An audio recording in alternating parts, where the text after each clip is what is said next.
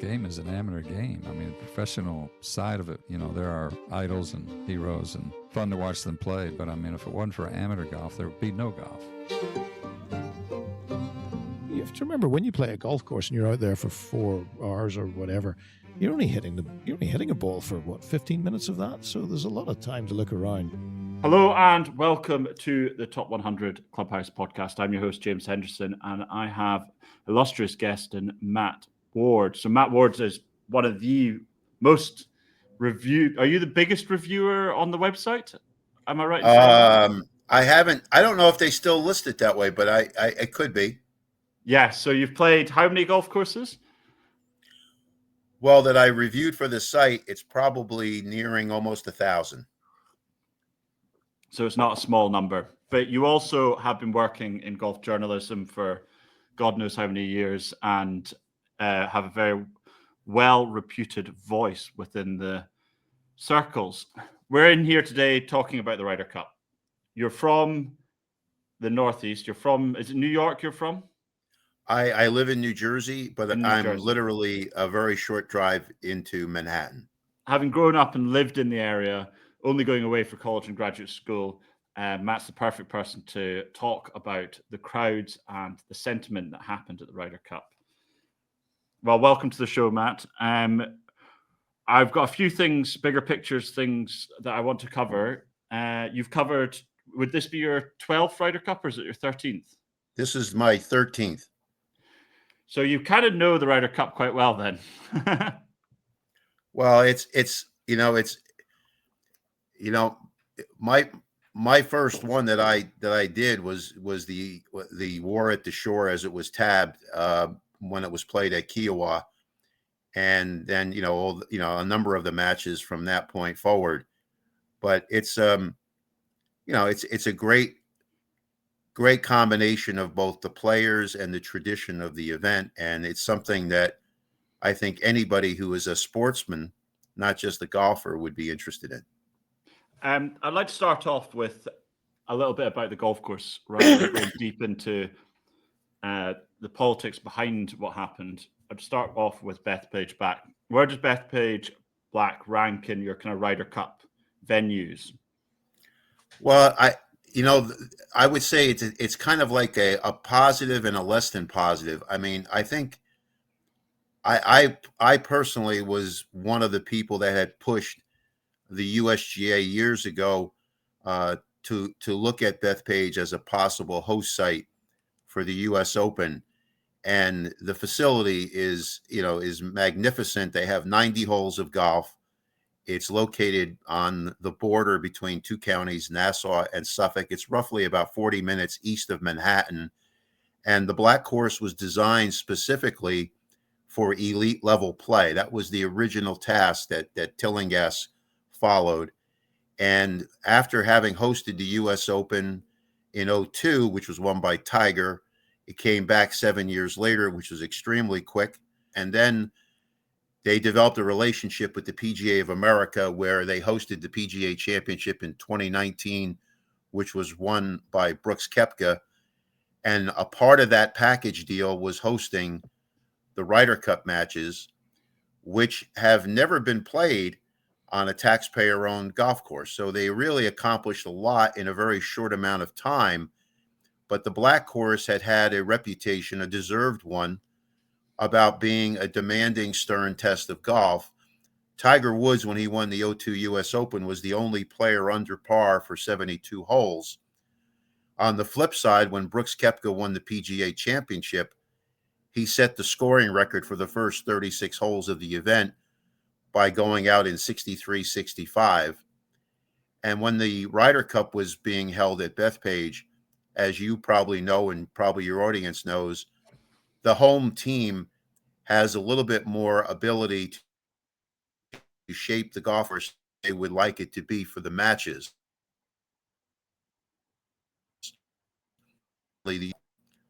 Was how to set the golf course up. Not so much that the Americans would have a clear advantage, because at the end of the day, you still have to play golf no matter how the course is set up. But part of the issue with the Black this time around for the Ryder Cup is that the rough itself was brought down probably much lower than they should have had it for the matches, and the greens, which are relatively flat compared to many different major championship courses, they were really soft and receptive, although they putted beautifully. So the golf course was really put in a different place in terms of its preparation and setup for these matches. But as I said before, at the end of the day, whoever is playing the best golf is going to win, and that's exactly what happened. And we saw it throughout the matches, whether the foursomes or four ball or the actual singles matches on the last day. Yeah, it's a bit like neutering a prize bulldog or something. It was a weird setup. I didn't really I understood why they did it, but it felt a wee bit wrong. With that Well, sign, I mean, one of the entrance I'm sorry to way. interrupt you. One of the No, things sorry. to mention was the first hole normally plays as a 430-yard dogleg right par 4, but the desire to get the grandstands, they had to put a new tee box in, and essentially the hole was neutered. I mean, it allowed players to simply cut off the corner with impunity, and they were left with a very, very short wedge shot into the green, maybe 40 yards, 50 yards to a very receptive green. And the same thing happened with grandstands on the 15th and 17th holes. Those holes would play every bit of 20 to 30 yards longer if they were set to the championship conditions that they've had previously. So the grandstands, were an element in how particular holes were going to be played for the event itself.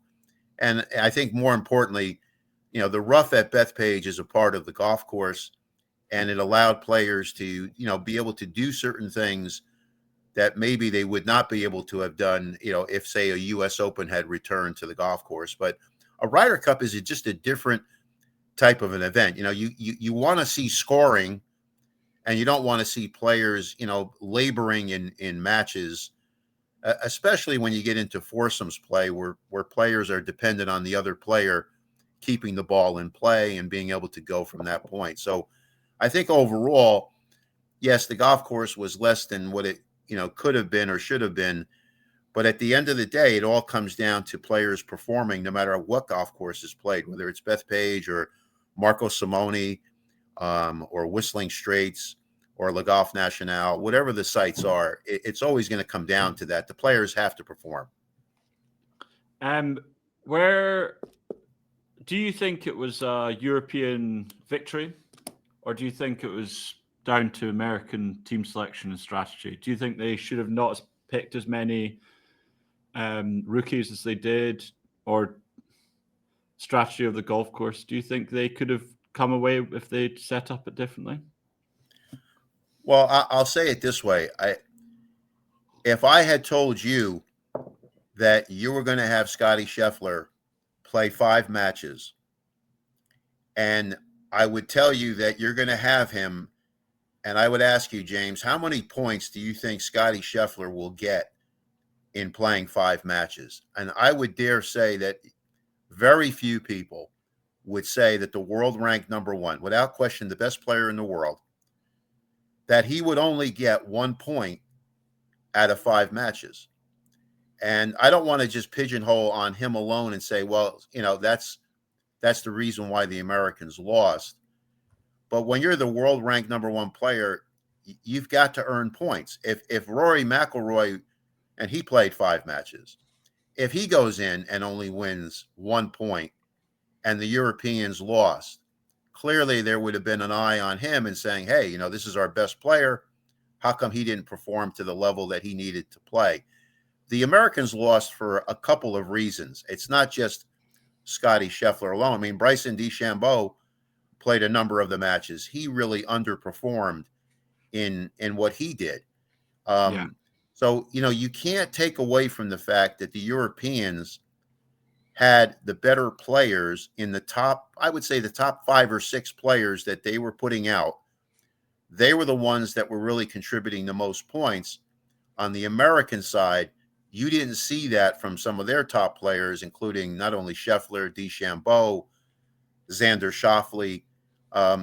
they didn't just perform at the level they needed to perform. And your top players have to perform in a Ryder Cup match. It's kind of hard to think that the players that come in at the bottom of the lineup are going to be able to provide the points that you need to win. It does happen, but it doesn't happen often. Should we go on to the controversy? Because I don't know whether in my time I've seen this much controversy surrounding a Ryder Cup. Yes, there was the scuffle at Marco Simone in the car park. But what do you think this reveals? Is it the most controversial Ryder Cup we've had in recent years? Well, it's controversial to the level because we have social media. I think if people read the history of Ryder Cup matches in the past, there were some blow-ups that happened going back a number of years. I mean, I personally think that you have to keep this in mind. Okay, I think a lot of people don't know the Ryder Cup is an exhibition. It's an exhibition of two different situations: the Americans on one side, the Europeans, and everybody will then say, well, who's the supreme team and who's this? Yeah, underneath a certain format, the way the format is set up as we know it now, the Europeans have been tremendously successful. In terms of dust-ups that have happened, unfortunately, I think that a lot of what we saw at Bethpage has been brewing for some time.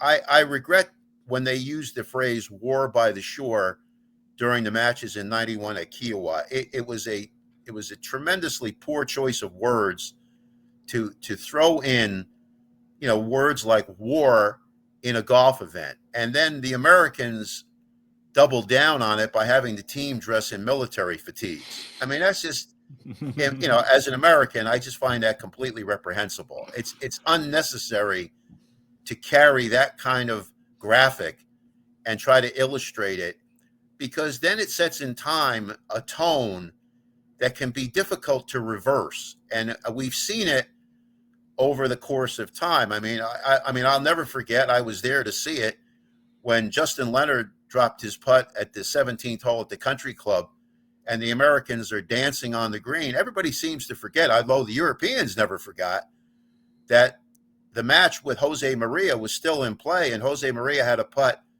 to have the hole. And, there's a fine line, James, between exuberance and then really what I call trying to dig it into your opponent in an in-your-face kind of manner. And I personally think that a lot of this needs to be toned down. You see it with fist pumping and players are jumping and dancing. I think there's a fine line between real exuberance and then looking to say, I'm going to stick it to the guy that I'm playing. And I think so much of the tone of the Ryder Cup needs to get back to what people like Jack Nicklaus always believed, which is, you're there to play a competitive match, but sportsmanship and how you carry yourself, that's fundamental to the reason why the Ryder Cup matches got started. And I think we need to tone down a lot of the emotionalism and the hubris that comes from, the matches themselves. I think that in itself has fed into this fan situation, mostly on the American side, not exclusively, but mostly on the American side, where you have a lot of vitriol and comments being mentioned by people who have probably had too much to drink and believe that somehow or another they can say what they want when they want, when they're at the matches. It's reprehensible, the behavior. But I do want to mention this, that, when you have 50,000 people at a Ryder Cup match, the people that were involved with this behavior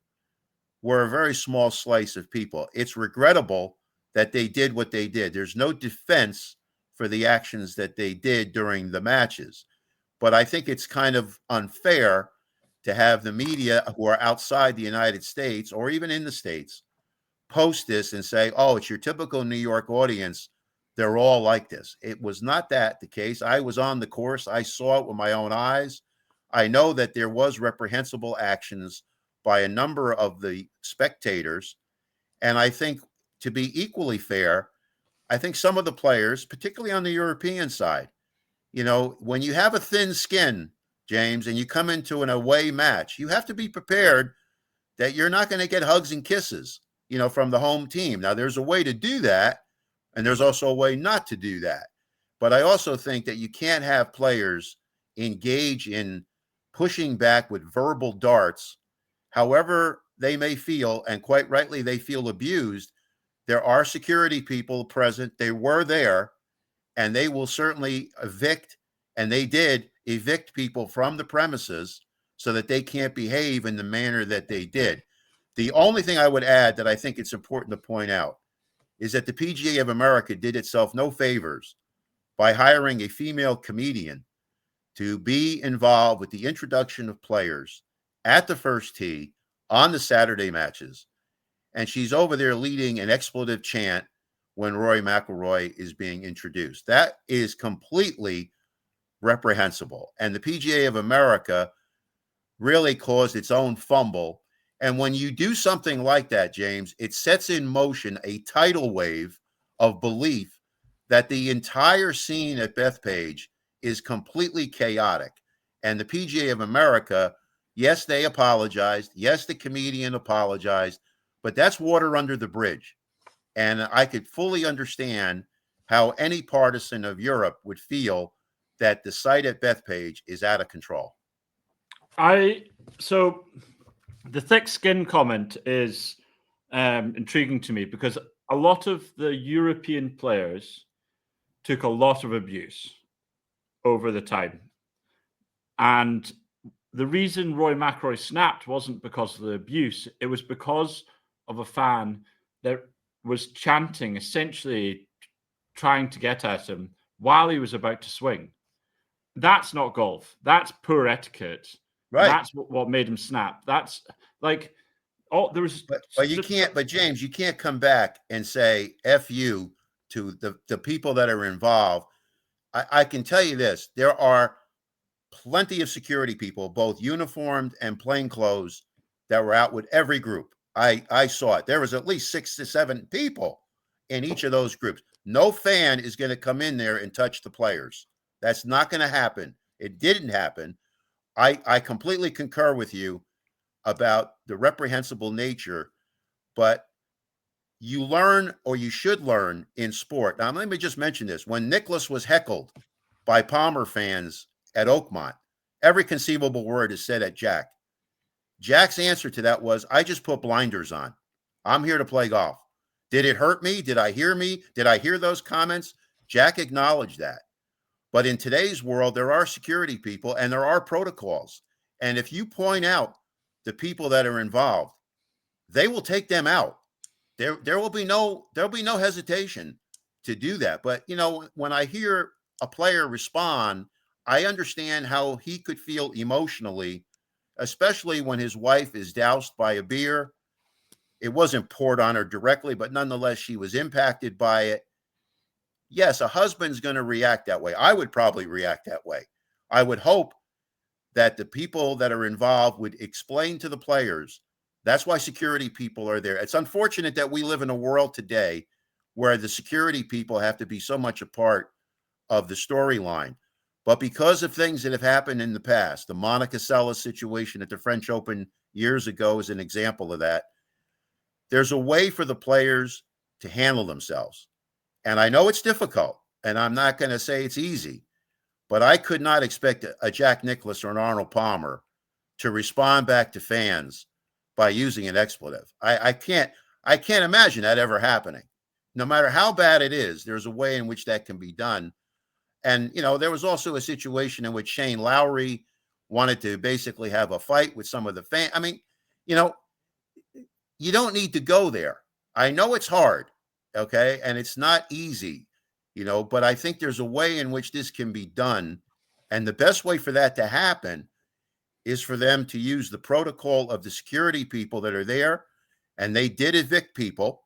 I would dare say that one of the problems, James, that's happened, knowing what Bethpage could have been, I think the PGA of America could have done more to explain publicly what the protocols were going to be for fans prior to the matches. Now, unfortunately, organizers of sports events, they don't want to talk about the security storyline because media people like me will then write about it, and they don't want that to be dominant as a storyline going into the matches. But I think with the Bethpage situation, knowing what happened to Sergio Garcia at the O2 US Open when fans were heckling him because he was taking a number of waggles with the clubs before hitting golf shots, the Bethpage situation should have been done with a bit more protocol cares in place, alerting people that if you take certain actions, you will be evicted. If those actions warrant, you will be arrested. You will not be going home that night. You will be seeing a judge, and there will be actions taken against you. It's unfortunate that golf events have gotten to the level of NFL games or potentially premier football games where you have to take actions by security people. I definitely think that more could have been done on the PGA of America side, but it didn't help the PGA of America to have a comedian leading the opening ceremony, opening introductions on a Saturday matches and carrying on the way they did. And then to complicate it, the president of the PGA of America, he basically downplayed whatever happened, period. And then eventually he had to walk that back. So, there are self-directed fumbles that happened here. But unfortunately, the damage is done, and it causes the kind of really bad blood that has allowed the Ryder Cup matches to kind of get off really where it needs to be. And that's through the sportsmanship that needs to be exhibited, at the very top of the line by the organizing groups, by the captains, and then ultimately through the players. I agree. But the issue I have with it is the fact that I really enjoy rowdiness with wit. I really enjoyed seeing the videos of, and I think the players do as well. There was one guy when Rory McIlroy was playing with his top collar button, and one American turned from the crowd said, "Rory, you don't need your top button to choke." And all the European players started laughing around Rory, and Rory pointed at him and started chuckling. And there's a quality of wit that counts to these things, and it felt like it was lacking from the American side a lot. Well, I think here's the thing that comes involved with this. I think there's a stereotype, and part of stereotypes is they have some basis in fact, is that when you say Americans to an outside audience, and then more importantly, you zero in on New Yorkers, that really doubles down on it, that people have a stereotype image of what that kind of fan base is like. But my feeling general is I think that the Ryder Cup spirit needs to go back to really what it was. I'm not trying to be old-fashioned or be very dogmatic, but I think there's too much of the desire to rub it into the other person's face. And this causes the kind of tension that really spills over when matches get heated, as they will when they come down the stretch. And that's unfortunate. And that's not the way it should be.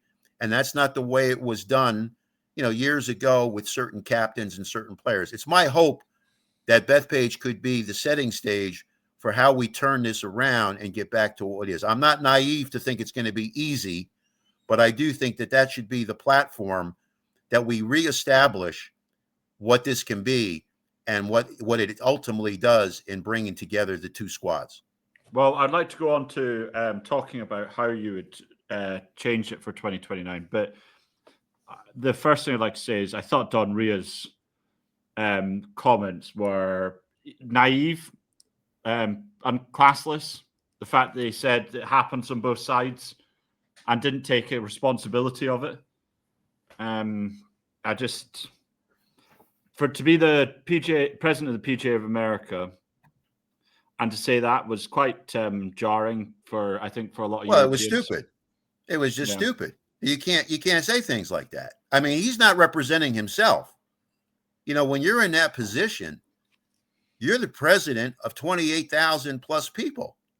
And, it's just a stupid comment. I mean, fortunately, Derek Sprague handled things the way the CEO should handle things, which is he apologized without conditions.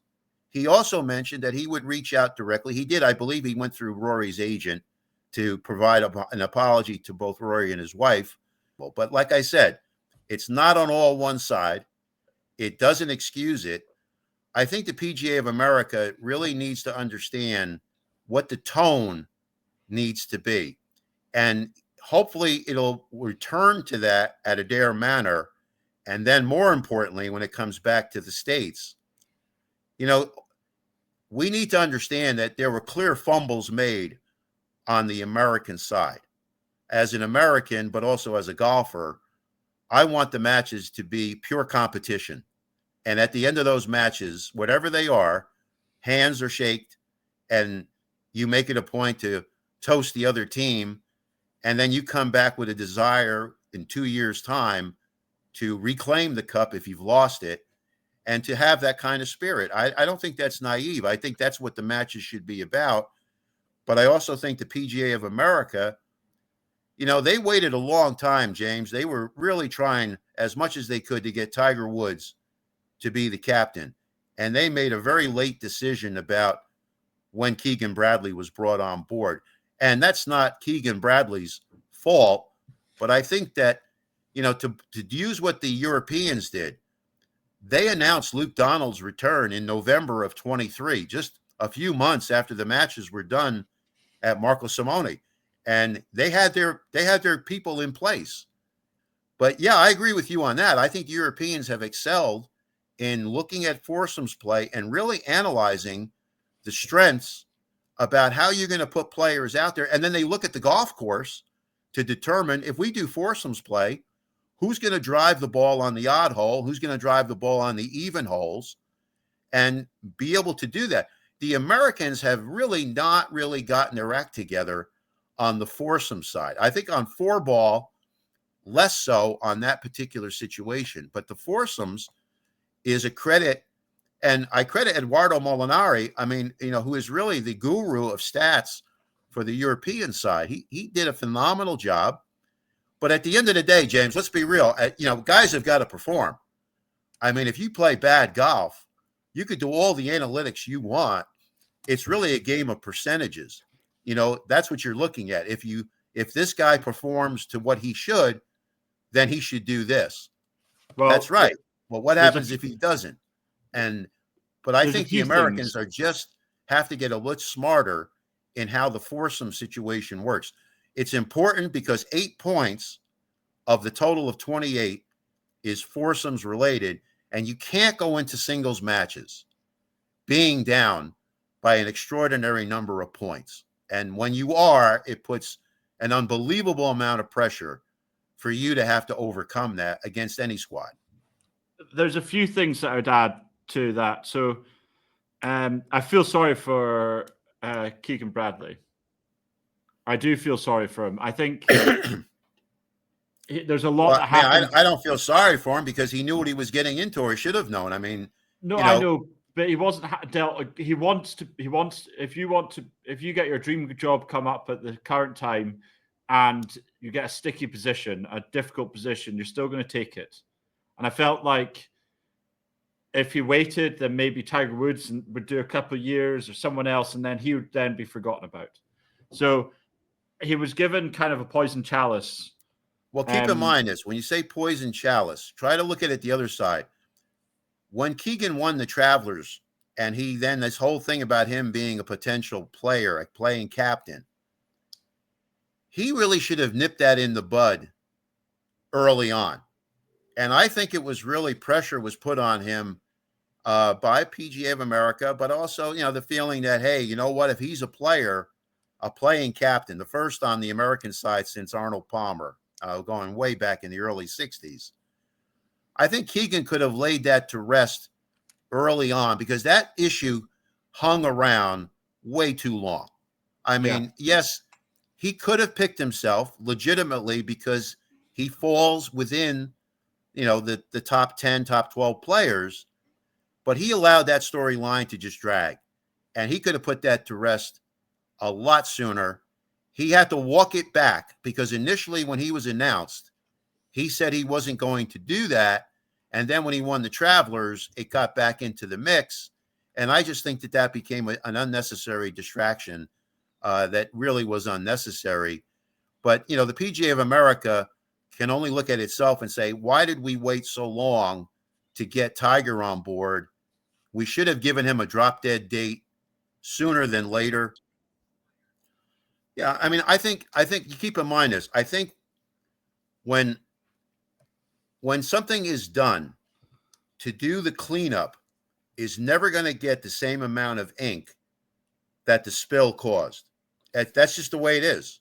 And I think people need to start to think about what they say and how they say it. Social media, James, has allowed players to really build relationship with fans, and it's great. Max Homa, he's done a phenomenal job. There's a number of European players have done similarly. I mean, it's good, but you got to be smart in how you use it. You can't use it as a bully pulpit to, knock players or say things that are completely defamatory. There's a way in which you can build fan support, and you can do that if you are smart about how you carry yourself and what you say. And there are players, I don't know why this is, but I don't know if they've been schooled correctly, either by their parents when they were growing up or when they got involved with a sports league, that there will be discipline action taken against you. I mean, you cannot carry yourself as a professional golfer if you act or behave in a certain manner. And if that means you will be fined and suspended, then you'll be fined and suspended. And, this is the kind of thing that's unfortunate, but this is where it sets the tone for how golfers will behave when they play their regular matches on their home courses. I mean, how do people behave? How do they set the tone? I mean, people don't realize this, James, but in the beginning of the rule book, the first section in the rule book is about etiquette. It's not about how you play the game and in the sense of the rules that we have to go by, but we start with etiquette, how we treat one another and how we behave. Golf has that as a central dimension more than any other sport. And we need to get back to that. I think the Ryder Cup has been derailed, and in some ways, social media and also this, and I would say much of it is probably on the American side. I think from ownership, this whole thing that got started with the war at the shore in 91 and kind of escalated from there. We need to take this back. And I'm glad that Tom Watson weighed in on his comments about the nature of the matches. Gary Player also mentioned comments. Gary's never played in a Ryder Cup match, being from South Africa. But Watson is fully aware of what it is to be involved as a captain more than one time. And I think we need to get back to this. And that's going to start. It should start as soon as possible. I mean, when the next American captain is announced, then that kind of tone needs to be set. And I don't think it could be done better if he wants to assume that than somebody like Tiger Woods. And I think he could really set that tone if he was announced as the captain for the Adair Manor matches. I do think Tiger Woods would be the perfect person to do that, because he might have fist pumped after a putt, but he was the first thing he'd do is go and give his opposition a handshake. His dad was very adamant about the etiquette of the game. Well, I would hope Tiger was schooled by Earl Woods to just go out and step on somebody's throat when competing. And the metaphors and the vernacular, I don't think Charlie Nicholas taught Jack that. I don't think Deke Palmer taught Arnold Palmer that.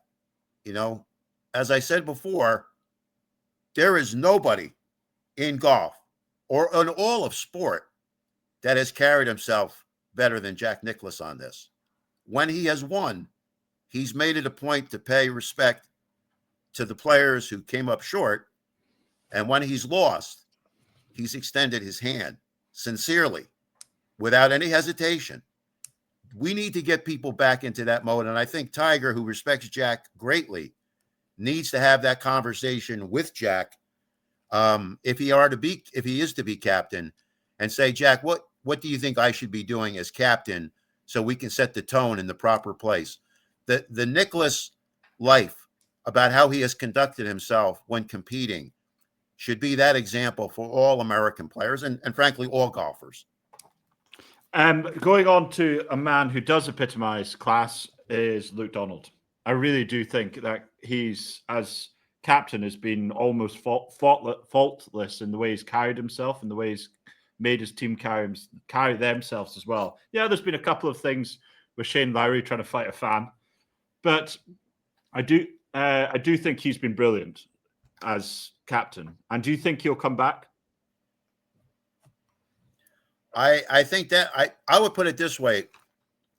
My gut tells me that Luke will be offered the position, but I think Luke will turn it down because I think he believes, and again, this is me talking out loud, having interviewed him and seen him in action. I completely concur with everything that you just said about him. He realizes that he's not the storyline. He's not one of these captains that say, look at me, look at me. If anything, he blends into the background and does the heavy lifting on all the other details that are necessary. He's done exemplary. And I will say this, even if the Europeans lost on the last day, he's still first rate because he did everything he could to put people in the right position. He understands egos, and he understands how to keep his ego from getting in the way. And he exhibited sportsmanship tremendously throughout the matches at Bethpage. He was on the 18th green, shaking hands with both sides. Tremendous guy. But I also think that if he were to come back for a third time, I don't know what kind of precedent. I mean, it's been done. Other captains on the European side have come back 3 times with mixed success, and some better than others. Obviously, Jacqueline, Bernard Gallagher. It has happened. But I think Luke's smart enough, not to say it would be a bad decision by having him come back, but I think he's wise enough to know that in the succession planning of Europe, it's time to move on to another captain. Steve Stricker did that on the U.S. side years back when he captained the President's Cup team at Liberty National, and then when he won the Ryder Cup matches at Whistling Straits. He knew when his exit stage was. I think Luke would be offered the position, but I also think they'll probably never say it publicly, but I think if he was offered it, he'll turn it down, and I think that they will then move on. But if he is offered it, well, then he could do what no one else has done, which is to win 3 straight. That would be off the charts. No matter what he's done, his record is set in stone. Yeah, it very much is. The fact that he won home and away is just amazing. I do think that I thought his speeches were brilliant. I thought the way he carried himself, even when his whole team was slipping down and it was about to have the bottling of Bethpage, I thought he was standing there, shaking everyone's hand, being very courteous, whereas a lot of others might be a little less composed, let's say. No, he does. I mean, he understood his role. Where it was really tough for Luke, to be honest with you, is when he came on the scene for Marco Simone, because he basically was a replacement captain for all the other guys that would jump to live, and he was never going to be close to that succession, given the protocol that would have been paid to all the other players in front of him, like Lee Westwood, Ian Poulter, Graham McDowell, all of those other players, Henrik Stenson, they would have went before him. And I think where the pressure was really on him was going into the matches at Marco Simone, because there was the belief that the Americans would finally break through in winning on European soil, going back to 93 at the Belfry. I think he's gotten really into a groove. And when he came through Marco Simone, I think he was really just looking forward to the challenge, and he more than met it. He's a first-rate guy. I mean, a lot of people don't realize this. He was deliberately placed, James. A lot of people don't know this as a fact, that when Jack Nicklaus bailed out from the Open Championship in the 05 Open at the Old Course, the third member in that group, besides Jack and Tom Watson, was Luke Donald. And the RNA specifically put him in that group. And he carried himself in a role that only a few players could have possibly been involved, knowing that the greatest player, Nicklaus, one of the greatest players, Watson, is going to be walking down that fairway for the final time. And they had him placed in that group. And part of that is because of the person that Luke Donald is. he is a first-rate gentleman, and he's demonstrated that in everything, and particularly winning at Marco Simone when he set a new beginning for how captaincies could look like and be part, even though he was probably not on the immediate radar screen prior to when Liv took place. I remember being there for Jack Nicklaus' last walk over the Swillican. That was very cool. That was very cool. Yeah, I would agree with you on all fronts with Luke Donald. I just think he's carried himself so well, and I don't think he will take it because you're right. There's people like Harrington, Rose, who else we've got? Molinari that would be sitting there wanting to have a go, and there's plenty more. So he wouldn't want to hold them back from having the opportunity. With Harrington only ever done one Ryder Cup away, and there being an Irish home captain, it might there's something there that I think might. And yeah, he got pumped at Whistling Straits, but it wasn't exactly like a fair contest. It seemed to be one where America really put their foot down that year. Yeah, I mean, there's no way to know. I mean, for example, somebody can be offered the position, they decline it, and then they go to the second choice.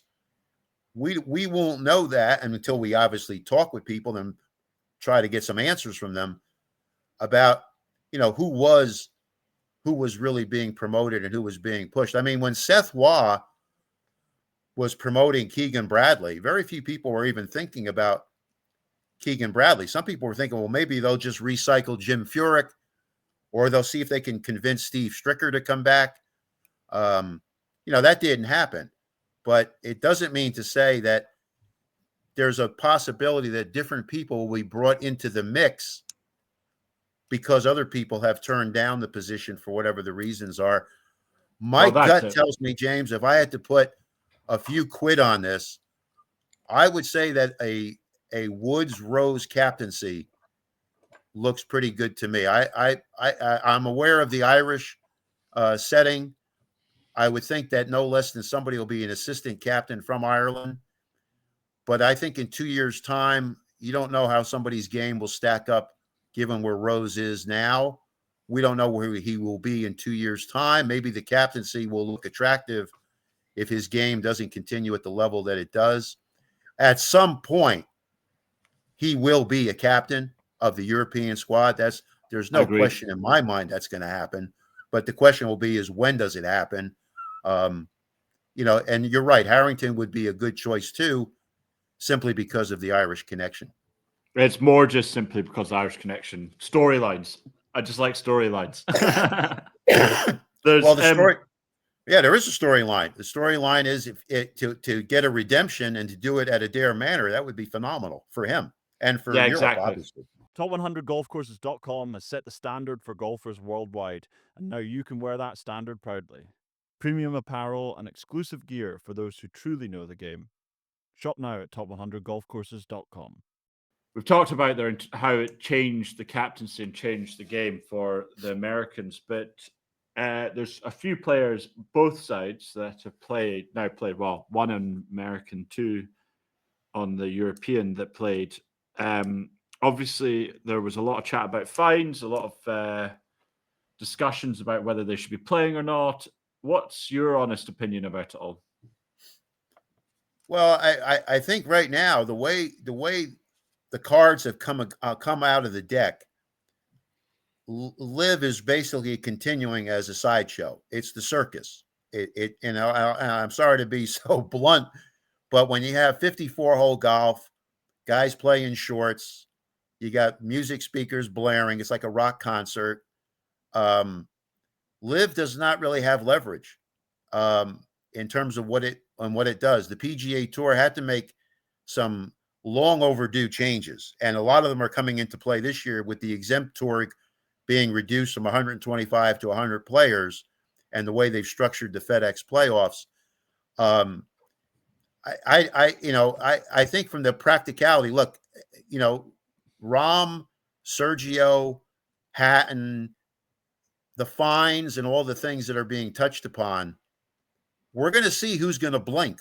What happened, what we do know for sure is the DP Tour blinked by not enforcing fines on Rahm prior to this year's Ryder Cup matches, because he would have said, hey, I'm not going to pay the fines. And they could have came back and said, well, that's nice, but then you don't play Ryder Cup. Well, they didn't do that because they knew that the competitiveness of the European team would have been influenced if Rahm is on the sidelines. So they basically said, okay, we'll put fines on maybe in the future, but we're not going to do it this time around. Okay. So they got a free pass. But now it's an issue of credibility.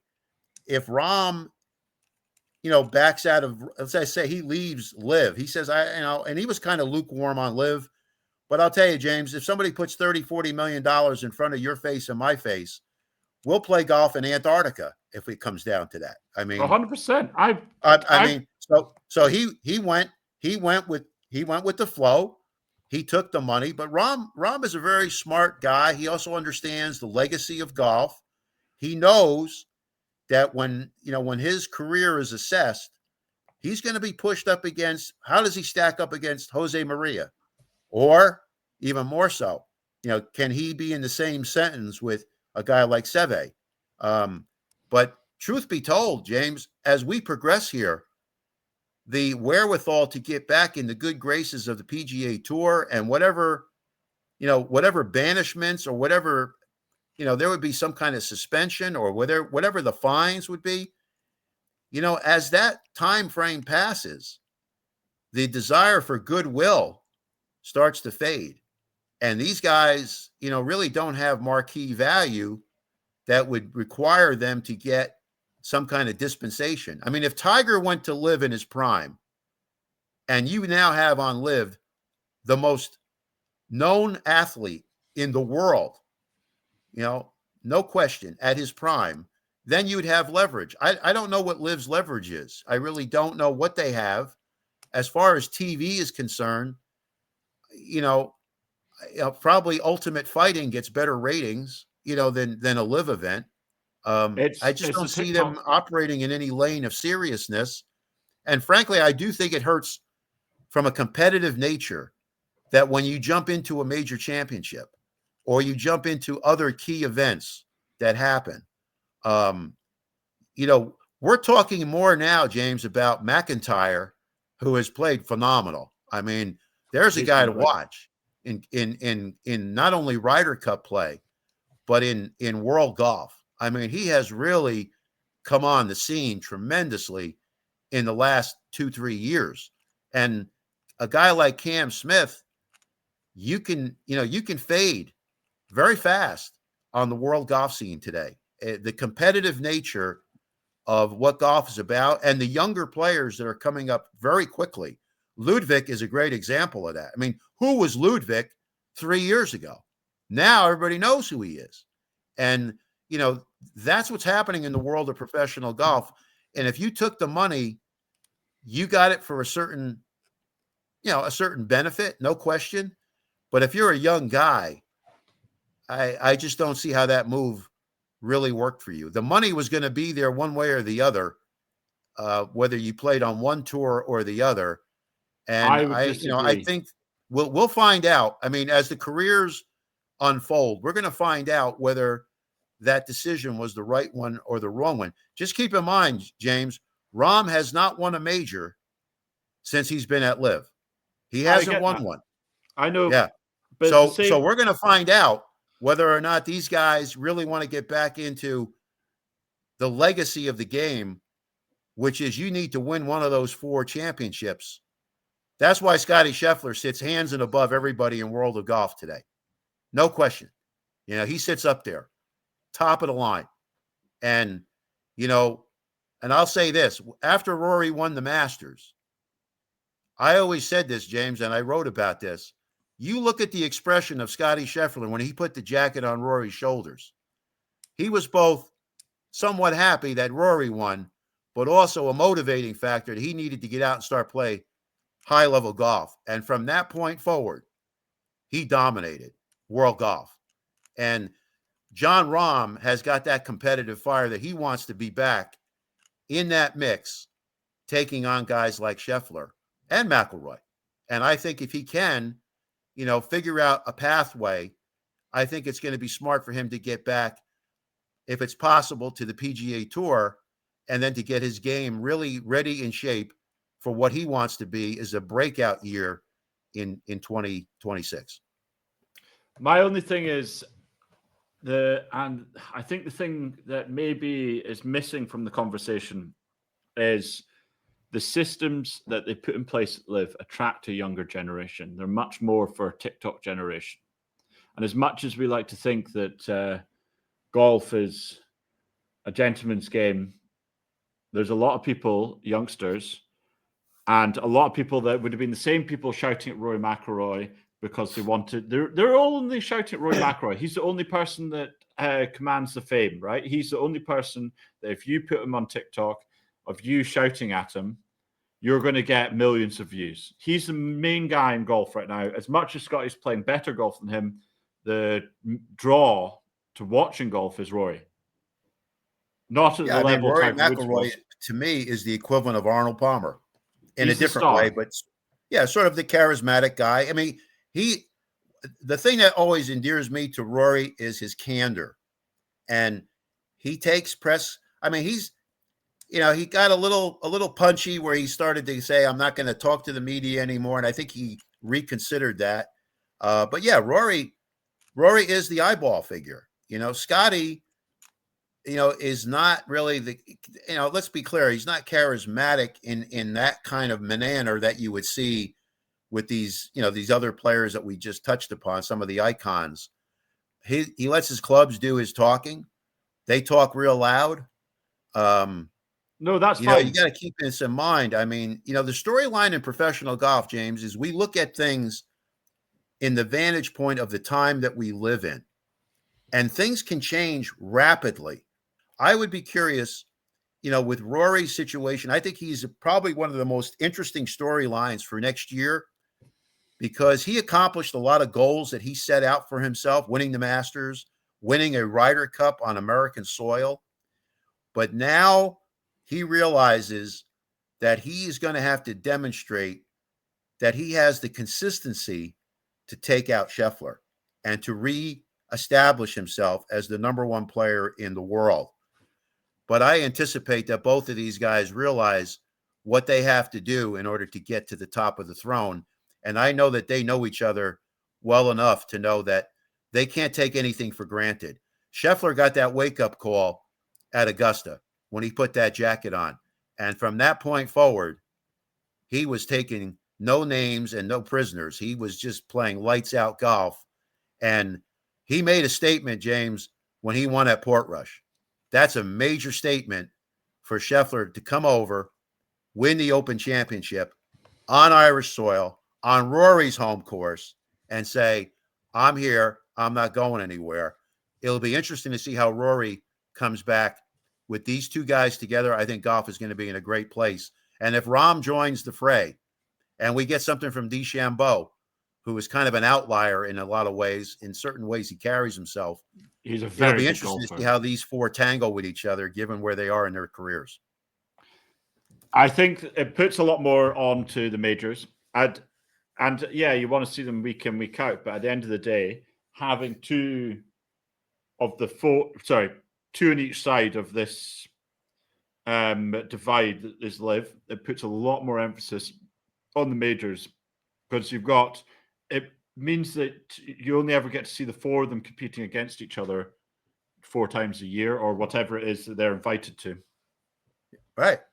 And I think, good cinema. One of the things you have to do, if you have competitive rust, you need to get acclimated into the scene where you're going up against really world-class players. I mean, the idea that you can take a lot of time off and then you can just jump in to play a major, even if it's a Masters, even if it's Augusta National, where you play the same site every year, you need to be competitively sharp. It took Scheffler several months after he had that finger cut, when he had to basically sit on the sidelines for a short time earlier this year, to get back into it. But it took him a while to get back into the competitive level where he could say, now I'm at world-class level. I don't see how Liv has really been helpful for younger players. Hey, look, for a guy like Ian Poulter and Henrik Stenson, Lee Westwood, that was a no-brainer decision to jump on board. I mean, it provided you with generational wealth. Go for it, okay? But they're no longer on the scene anymore. That ship has sailed. Now it's about, okay, who's going to be on the scene coming up? And the way golf is structured today, James, when we talk about 2 years or 5 years down the road, we're talking about an eternity. People like to talk about the length and breadth of a Tiger Woods career or Tom Watson or obviously Nicklaus or, Greg Norman. They're the exceptions. The actuality is you've got about 5-6 years to show what you've got, because to hold on to that position, you're going to have to play at an elite level. It amazes me, James. I've covered a number of Korn Ferry events. The level of talent that exists globally, even with DP events, the one in India that just took place not too long ago, just recently. I mean, the quality of the play is amazing at the global level. And you cannot assume that you're going to hold your place in line. You're going to have to really fight long and hard to stay in that spot. And trust me, I believe Rory understands his position at 36. He's looking at the calendar that he's closer to 40 than he is closer to 30. And he knows that there's only going to be so many bites at the apple where he can get himself up to a level. He's got 5 majors. It's very possible that he could add on maybe several more majors. That's hard to say. Okay. But the reality is the world of professional golf, in the time that I've covered professional golf going back to 1980, is more competitive than it's ever been. You cannot assume anything. And if you're not out there working hard to keep your place in line, trust me, there are guys that go blowing right by you because they understand that they have that passion to win, and they are not going to sacrifice anything to get ahead of you on that situation. And they realize what major championships can do in springboarding somebody's career. Yeah, yeah. My only thing regarding all that is that if someone like Ram left to go get their 40 million, you would instantly accept it because you don't know whether you have a leg injury, break your leg falling down some stairs, and you end up not having that money if you stay with PGA. There's no definitive maybe you get some insurance money or something, but earnings insurance, but it's very difficult if you fall off the face of the earth, and then trying to regain that consistency is very, very hard at the top level. Well, you know what? Keep in mind, as we all age, I mean, there's other priorities in life. He has a family, obviously. He has children. The things that you kind of look at and take for granted. I mean, truly, I have to tell you this. The greatest words that Jack Nicklaus ever said in his life were 2 words: I do. He married the right woman. Barbara Nicklaus basically ran interference for Jack on everything so he could be at the perfect place to get himself ready and prepared to play professional golf. I mean, there is no Jack Nicklaus career without Barbara Nicklaus.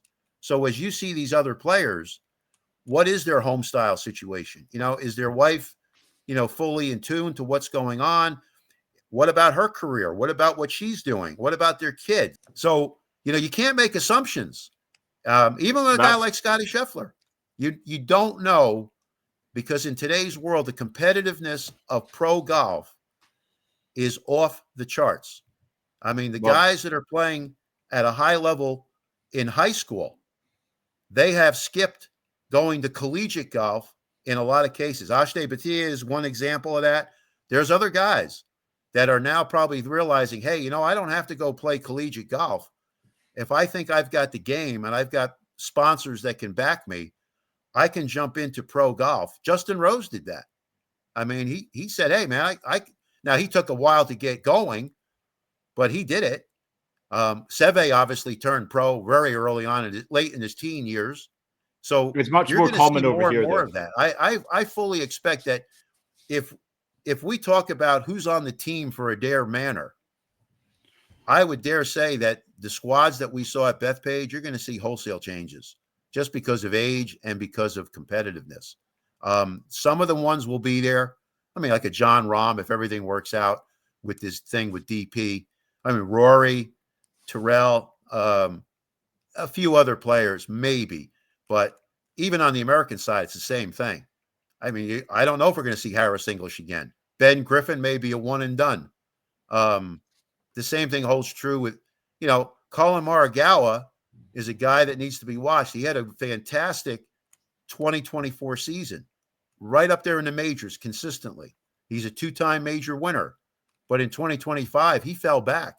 And at the Ryder Cup matches, he was basically non-existent. I mean, he really did not put up the kind of golf that was going to be helpful for the American squad. So you don't know how this is going to play out as players age. I don't. I mean, look, if I was Graham McDowell and they waved that kind of money at me, I probably would have done the same thing. I think any human being would have. But I think if somebody's 22, 23 years old, you want to think long and hard about, what you're trying to accomplish with your career. Are you there to make money or are you there to win tournaments? You can do one versus the other, but realistically, winning tournaments will get you the money, but it'll also buy you something you can't get, which is a legacy. For some players, it doesn't matter to them. They just want to, they're there, they're mercenaries. They're there to win money and pad their bank accounts. Great. But I think on the other side of the coin, once you pass a certain age, I don't know if your game holds up anymore, especially the way these guys are playing today. The scores that are being shot are amazing. And we'll find out, how this plays out in 26, given what the stakes are for not only the guys at the top, but the guys who are trying to make their way up the ladder. So, Matt, thank you very much for joining us at the Top 100 Clubhouse. I know this is your second bite to the cherry in the podcast, and we've had a lot of fun discussing all the stuff that's gone on at the Ryder Cup. There's a lot of interesting points covered there, so I hope you guys who are listening enjoyed too. So thank you very much, Matt. Well, James, thank you very much. And to all the listeners out there who love our sport, continue, with long straight drives and make those 6-foot putts. I wish I could make 6-foot putts. Cheers. Cheers, mate.